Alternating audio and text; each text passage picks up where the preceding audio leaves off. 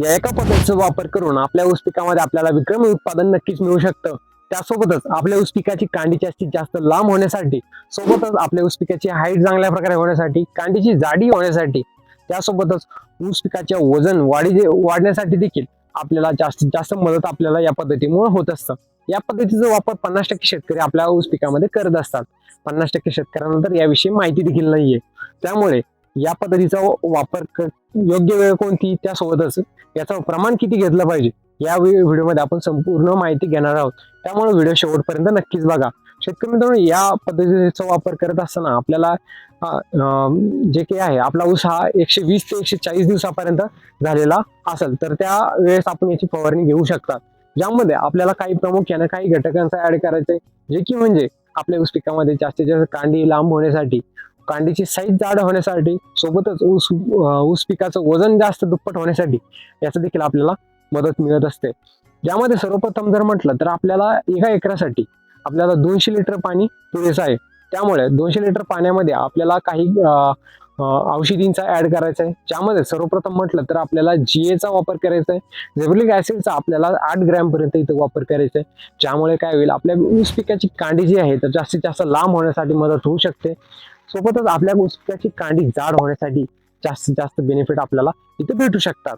याचा वापर आपल्याला 8 ग्रॅम पर्यंत वापर करायचा आहे। त्यासोबतच ऊस पिकाची जास्तीत जास्त हाईट होण्यासाठी आपल्याला इथं 6BA जे की आपल्याला 8 ग्रॅम पर्यंत याचा देखील आपल्या इथं वापर करायचा आहे। त्यासोबतच तिसरं आणि महत्वाचं म्हणजे जे की आपल्या ऊस पिकाचं वजन वाढवण्यासाठी 05234 या विद्रव्य खताचा देखील आपल्या इथं वापर करायचा आहे। आणि चौथं आणि महत्वाचं म्हणजे जे की म्हणजे गोदावरी डबल, यामुळे आपल्या पिकाची काळोखी जास्तीत जास्त काळापर्यंत आपल्याला टिकून बघायला मिळू शकते। जर कधी याचं प्रमाण चुकलं तर आपल्याला आपल्या पिकामध्ये जास्तीत जास्त पिवळापणा देखील बघायला मिळू शकतो। त्यामुळे योग्य ते प्रमाण आपल्याला इथं वापर करायचा आहे, जे की 100 ml पर्यंत इथं आपल्याला करायचं आहे। त्यासोबतच चौथं आणि महत्वाचं, त्यासोबत शेतकऱ्यांना पाचवं आणि महत्वाचं जे की म्हणजे सीड एक्स्ट्रॅक्टचा देखील आपल्याला इथं वापर करायचा आहे। यामुळे आपल्या पिकामध्ये जास्तीत जास्त आपल्याला फायदे आपल्याला बघायला मिळू शकतात। ऊसाची हाईट चांगल्या प्रकारे होऊ शकते। त्यासोबतच ऊसाची मुळी देखील चांगल्या प्रकारे डेव्हलप होण्यासाठी, प्रकाश संश्लेषण क्रिया चांगल्या प्रकारे होण्यासाठी याची मदत आपल्याला होत असते, जे की आपल्याला बायोविटामध्ये बघायला मिळत असतं। बायोविटाचे रिझल्ट देखील चांगल्या प्रकारे आपल्याला ऊस पिकासाठी बघायला मिळत असतात, ज्याचं प्रमाण आपल्याला 200 ml पर्यंत आपल्याला इथं करायचंय। आणि त्यासोबतच सहावं आणि महत्वाचं जे म्हणजे जे की आपल्या कीड पासून आपल्याला संरक्षण मिळण्यासाठी आपल्याला हमला 550 याचा देखील आपल्याला 200 ml पर्यंत इथं वापर करायचा आहे।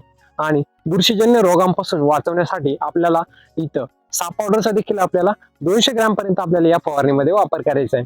त्यासोबत शेतकरी मित्रांनो, आपल्याला याच्यामध्ये सिलिकॉन बेस्ड स्टिकरचा देखील आपल्याला इथं वापर करणं अत्यंत महत्वाचं आहे।